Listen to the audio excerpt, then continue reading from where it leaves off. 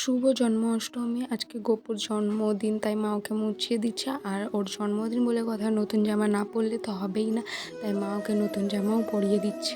গোপুর সাজটা না হয় লাস্টে কি দেখাবো, প্রথমে দেখাই রাধা রানীকে। এই যে গোপু সাজবে আর রাধা রানী সাজবে না, তা তো কখনো হয় না।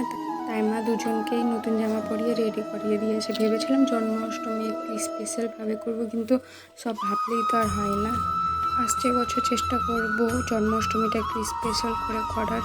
এই যে আমাদের গোপীনাথ, তোমরা জানিও গোপীনাথকে নতুন জামা পরে সেজে কেমন লাগছে। শুধু গোপীনাথকেই না, রাধা রানীকেও বলতে হবে সেজে কেমন লাগছে। আর এই সাইডে জেঠিমা ভোগ রেডি করছে, বললাম না কিছু স্পেশালভাবে হয়নি, তো যেইটুকুই হয়েছে সেইটুকুই গোপীনাথকে ভোগ দেওয়ার চেষ্টা করেছি।